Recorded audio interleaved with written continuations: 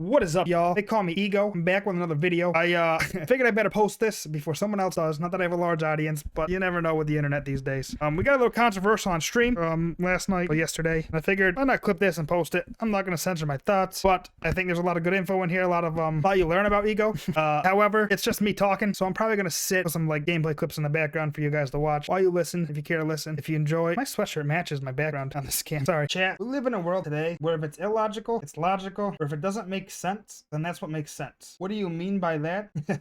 Do I get into it, chat? Man, that'll piss a lot of people off, get me banned. It might make a lot of people not necessarily like me, or people are gonna disagree with me here, which is okay. But if this is the journey I'm set on, then I'm not gonna censor my thoughts. So after this game, I'll get into it. All right, chat, let's get serious for a sec. Give you a precursor. I'm an administrator for a school for troubled and mentally ill girls, anywhere from the age of 11 to 18 usually. So I see some shit on a daily when I'm at work. Common theme with these girls is the social issue, right? A lot of them are mistreated, abused, used, you name it. Some of them, to be fair, are just assholes. That's a reality. But most of them come from a home life that isn't stable and isn't great. But what I see with these girls is I still see some, entitlement's not the right word, but like there's just no sense of reality. They are so out of touch with reality. I mean, I think it stems from people's home lives and the way they were raised. For example, the way I was raised, say Johnny went home and with parents like mine and the older generation said, hey mom, dad, Mrs. So-and-so doesn't like me. Well, the way my parents were and the way a lot of the other generations were, well, who gives a fuck? Get through it. People aren't going to like you in life. Get through your class and move on, because you still got to go through that class. Whereas today, it's Johnny comes home, Miss So-and-so doesn't like me. And it's like, oh, I'm sorry, honey. Let me go to school tomorrow morning. I'm going to get Miss So-and-so fired. And it's like, what? No. And I'm not a parent, but I work with kids. It's important to teach people, teach your children that not everybody's going to like you. And I deal with girls. Girls can be extremely catty, extremely petty. And my main philosophy I try to pass them is,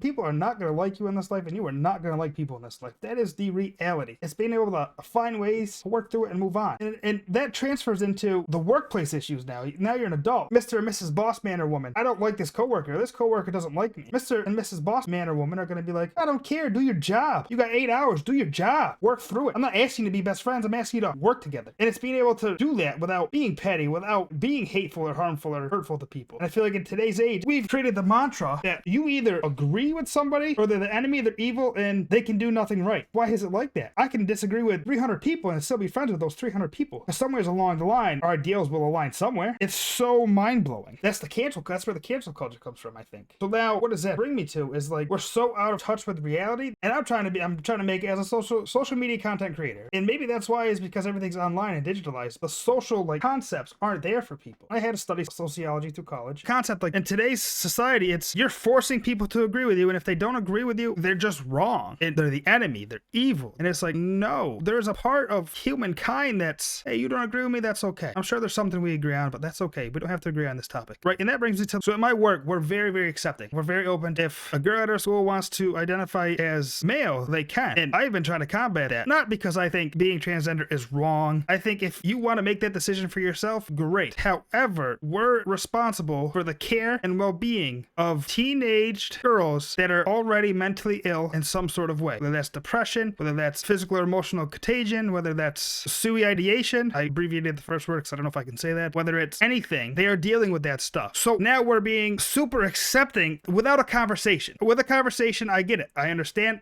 Cool. But one day, Sally, I'm not using names, I can't use names, but one day Sally wakes up and says, you know, I want to be a boy today. And we're like, okay. Or they want to change their pronouns. We're like, okay, cool. And it's like, let me give you a stat real quick. Let me look this up. Okay. Can you guys see this? Oh, I'm full cam. Okay. According to this website, 4.5%, and this is how I argued it with my work, but 4.5% of the US, the United States population, is part of the LGBTQ community, right? That could be increased with the transgender community. It's saying it's not included there. These goes hand in hand. Of those, 39% report having a mental illness in the past year, right? So we're almost encouraging for them to make this transition when they're already going through mentally tough times. So now, as a part of the LGBT community, you are more likely to go through those times, because the reality is not everybody's accepting of it. Not everybody's like, yeah, like I totally support this. And everybody's like, well, that's the issue, is you have to be supportive. No, you can't demand people to support your choices and cause. If you wanted to be a naked actor, you can't force people to support that. That has the common mantra of that is, it's not great. You're probably making a killing, but you're not a CEO. You're not a lawyer. You're not a doctor. And you can't force people. You can't be like, well, they should support me just like they would support me being a doctor. Like, no, people have their own opinions and their own thoughts. You can't change that, right? right? It's an issue if they do something about it, they become hurtful about it. But I can't be like, yeah, you should support me just because that's the decision I made. Like, no, if they don't agree with it, they're not going to support it. You can't force people to support things like that. Same thing, like anything in the world that's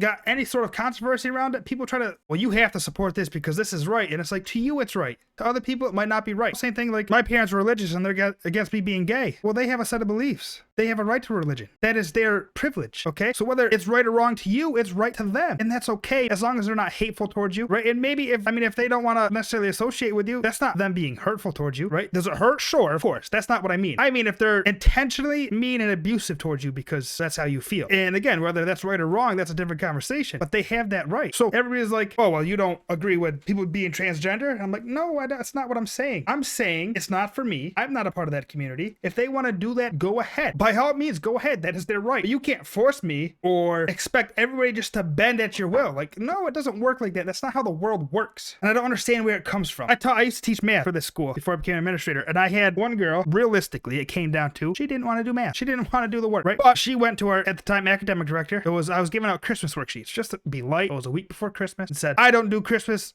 work. Christmas triggers me. And triggers a big thing in a community like that because there's a lot of triggers. My big issue is like, okay, we'll give you different work. And it's like, what? No, we won't. What do you mean we'll give you different work? Absolutely not. The conversation that should have been had is, I'm sorry that triggers you, but unfortunately, Christmas comes around every year. Whether you're shopping, if you go out in the public from December and on, and maybe even earlier in some places, Christmas is there. It's something you got to work through. So instead of saying, I'm not doing this because Christmas triggers me, how about we say, hey, Christmas really triggers me. How can I get through this? Help me work through this. But nobody's willing to do that. This goes against me, so it's wrong. We're not doing it.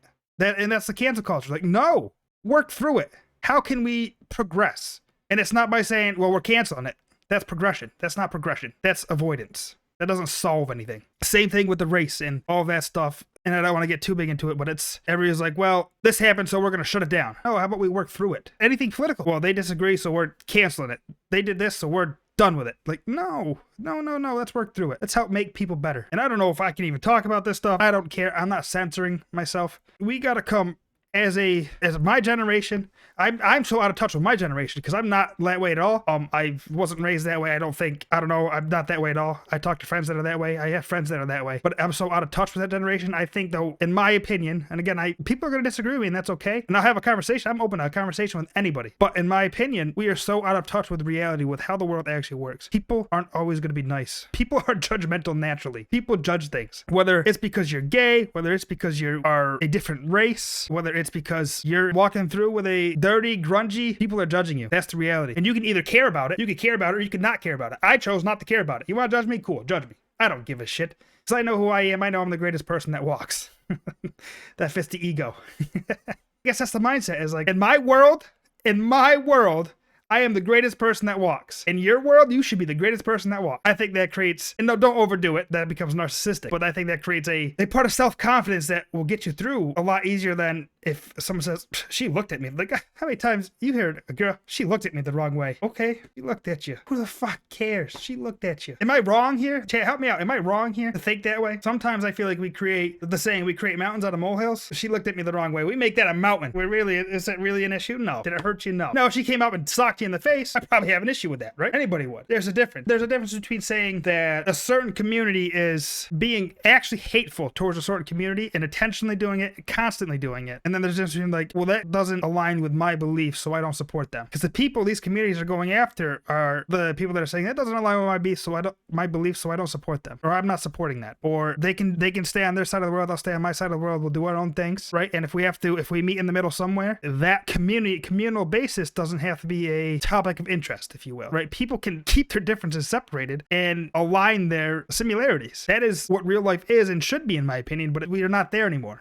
I think we used to be there, but we're not there anymore. Like I said, if you disagree on one thing, it's over. You're done, evil, you're wrong. And I think that's what needs to change in the world. I taught this in one of my classes too, talking about the race issue. People will be quick to accuse people of being racist, but they're not quick to actually find a solution or find an understanding. And I love philosophy, which is weird. Everybody in college, when I was in college, hated philosophy. I loved it. So interesting and intriguing. And in that philosophy class, we kind of touched on race a little bit. And there's certain philosophical ideals where there's nature, what you're naturally going to do, and nurture. So like I I said, there's people naturally judge people, but people are also learn not to judge people. Nature versus nurture. So everyone knows what nature is. Nature is natural. Nurture is learn. So I gave the example. I said, listen, if I'm from Vermont, Vermont's pretty white. I mean, I got out of Vermont for college. I've experienced different cultures there. I'm glad I did. But Vermont's predominantly white. So if I stayed in Vermont my whole life in Vermont's starting to diversify, don't get me wrong. But and especially if I was older and I stayed in Vermont my whole life, never got out, predominantly you see white people, okay? So naturally, you're racist towards other types of race because it's